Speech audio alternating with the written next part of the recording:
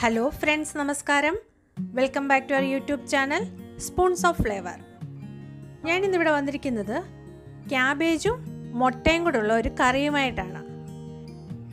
ഇത് നമുക്ക് ചപ്പാത്തിക്കും അതുപോലെ ചോറിനും ഒക്കെ കൂട്ടിക്കഴിക്കാൻ നല്ലൊരു കറിയാണ്. നമ്മളിത് കറി വെച്ച് കഴിയുമ്പോൾ ഒരിക്കലും പറയില്ല ക്യാബേജ് കൊണ്ടാണ് കറി വെച്ചതെന്ന്. നമുക്ക് റെസിപ്പിയിലോട്ട് പോകാം.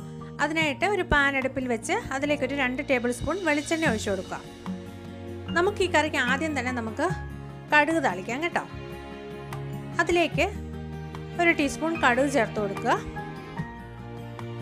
അതൊന്ന് പൊട്ടി വരുമ്പോൾ അതിലേക്ക് ചെറിയ ഉള്ളിയും അതുപോലെ തന്നെ കറിവേപ്പിലയും ചേർത്ത് കൊടുക്കുക. നമ്മുടെ ചെറിയ ഉള്ളി എല്ലാം ഒന്ന് വഴണ്ടി വരട്ടെ. ഈ കടുക് താളിക്കുന്നത് ആദ്യം ചെയ്തു എന്നേ ഉള്ളൂ, ലാസ്റ്റ് ചെയ്താലും കുഴപ്പമില്ല. നമ്മുടെ ഉള്ളി എല്ലാം ഒന്ന് മൂത്ത് വരുന്നുണ്ട്. ഇനി ഇതിലേക്ക് നമ്മൾ ചേർക്കുന്നത് സ്ലൈസായിട്ട് അരിഞ്ഞു വെച്ചിരിക്കുന്ന 2 മീഡിയം സൈസ് സവാളയാണ്. ഇതുപോലെ സ്ലൈസായിട്ട് തന്നെ അരിയണേ, നമ്മളിങ്ങനെ കൊത്തി അരിയാതെ ഇതുപോലെ തന്നെ നീളത്തിൽ അരിഞ്ഞെടുക്കുക. ഈ സവാളയിലേക്ക് സ്വല്പം ഉപ്പ് ചേർത്ത് കൊടുക്കുക. അപ്പം നമുക്ക് പെട്ടെന്ന് തന്നെ വഴണ്ടി കിട്ടും. ഒന്ന് പകുതി നമ്മൾ വഴറ്റി കഴിയുമ്പോൾ അതിലേക്ക് പച്ചമുളക്, ഞാനിവിടെ 2 പച്ചമുളകാണ് ചേർത്തിരിക്കുന്നത്. നല്ല എരിവുള്ള പച്ചമുളകാണ്, അതുകൊണ്ടാണ് 2 ചേർത്തത്. പിന്നെ 1 ടേബിൾ സ്പൂൺ ഇഞ്ചി, 1 ടേബിൾ സ്പൂൺ വെളുത്തുള്ളി, ഇത് രണ്ടും കൊത്തി അരിഞ്ഞതാണ്, അതും കൂടെ ചേർത്ത് കൊടുക്കുക. ഇനി ഇതെല്ലാം ഒന്ന് വഴണ്ടി വരട്ടെ. ഇപ്പം അതെല്ലാം നല്ലതായിട്ടൊന്ന് വഴണ്ടി വന്നിട്ടുണ്ട്. ഇനി നമ്മൾ ഇതിലേക്ക് പൊടികൾ ചേർത്ത് കൊടുക്കണം. 1.5 ടേബിൾ സ്പൂൺ മല്ലിപ്പൊടി, 1 ടീസ്പൂൺ മുളക് പൊടി, പിന്നെ ചേർക്കുന്നത് 1/2 ടേബിൾ സ്പൂൺ ചിക്കൻ മസാല, പിന്നെ 1/4 ടീസ്പൂൺ മഞ്ഞൾപ്പൊടി, 1 ടീസ്പൂൺ ഗരം മസാല. ഇത്രയും പൊടികളെല്ലാം ചേർത്ത് നല്ലതായിട്ടൊന്ന് പച്ചമണം മാറുന്ന വരെ നമുക്കൊന്ന് വഴറ്റിയെടുക്കാം. പൊടികൾ ചേർക്കുമ്പോൾ എപ്പോഴും നമ്മൾ ചെറു തീയിൽ വെച്ചിട്ട് വേണം ചെയ്യാനായിട്ട്, അല്ലെങ്കിൽ പെട്ടെന്ന് നമ്മുടെ ഈ പൊടികളെല്ലാം കരിഞ്ഞു പോകും. ഇനി നമ്മൾ അതിലേക്ക് ചേർക്കുന്നത് ക്യാബേജ് ഇതുപോലെ നീളത്തിലരിഞ്ഞതാണ്. ഇതൊരു 2 പിടി ക്യാബേജ് ഉണ്ട്, അതാണ് ചേർത്ത് കൊടുക്കുന്നത്. കണ്ടോ, ഇതുപോലെ നീളത്തിൽ വേണം നമ്മൾ അരിഞ്ഞിടാൻ. ഇനി നമുക്ക് ആ ക്യാബേജിലും ആ മസാലയെല്ലാം ഒന്ന് ഇതുപോലെ ഇളക്കി കൊടുത്ത് പിടിപ്പിക്കാം.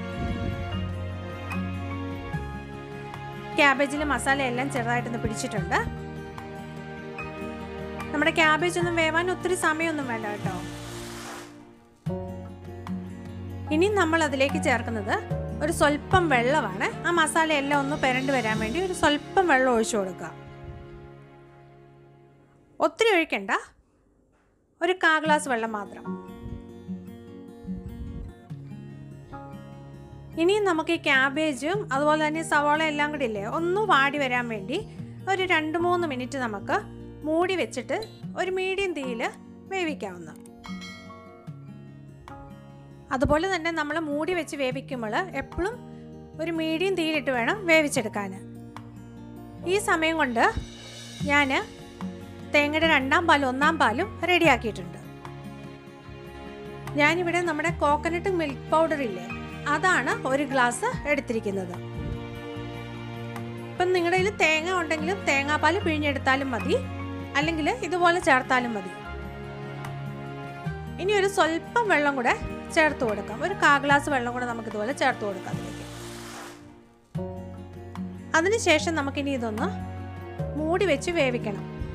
ഈ സമയത്ത് നമ്മൾ ഉപ്പൊക്കെ ഉണ്ടോ എന്ന് കറക്റ്റ് ആണോ എന്ന് നോക്കണം.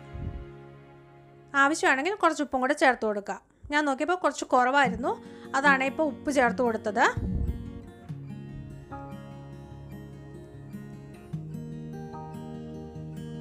ഇനി ഇതൊരു 5 മിനിറ്റ് നമുക്ക് മൂടി വെച്ച് വേവിക്കാം.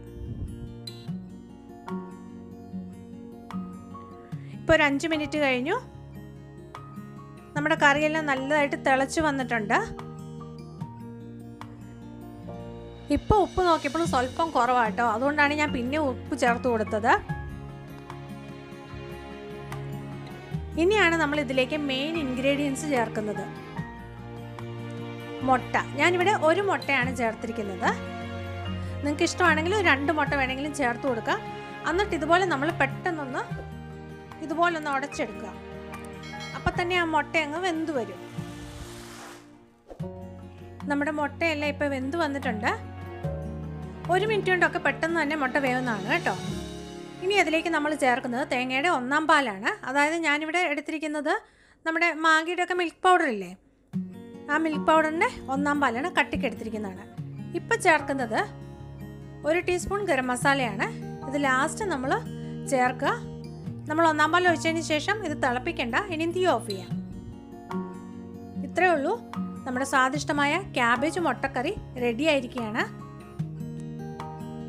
ഇത് ചപ്പാത്തിയുടെ കൂടെയും അതുപോലെ തന്നെ ചോറിൻ്റെ കൂടെയും ഒക്കെ കഴിക്കാൻ നല്ല അടിപൊളി കോമ്പിനേഷനാണ്. അതുപോലെ തന്നെ നമുക്കിത് വളരെ പെട്ടെന്ന് തയ്യാറാക്കാവുന്നതാണ്. എല്ലാവരും ഒന്ന് ട്രൈ ചെയ്ത് നോക്കുക. അതുപോലെ തന്നെ ഫാമിലിക്കും ഫ്രണ്ട്സിനും ഷെയർ ചെയ്യാൻ മറക്കല്ലേ. അതുപോലെ തന്നെ വീഡിയോ കാണുമ്പോൾ ലൈക്ക് ചെയ്യുക. ആരെങ്കിലും പുതിയതായിട്ട് ചാനൽ കാണുന്നുണ്ടെങ്കിൽ സബ്സ്ക്രൈബ് ചെയ്യാൻ മറക്കല്ലേ. സബ്സ്ക്രൈബ് ചെയ്ത് കഴിയുമ്പോൾ തൊട്ടടുത്തൊരു ബെല്ലൈക്കൺ ഉണ്ട്. അത് പ്രസ് ചെയ്യുമ്പോൾ ഓൾ എന്നൊരു ഓപ്ഷനും വരും. അതും കൂടെ പ്രസ് ചെയ്യുമ്പോഴാണ് ഞാനിടുന്ന പുതിയ വീഡിയോകൾ നിങ്ങൾക്ക് കിട്ടുകയുള്ളൂ. ഇനി നല്ലൊരു വീഡിയോയുമായിട്ട് വരുന്നത് വരേക്കും താങ്ക് യു. ബൈ.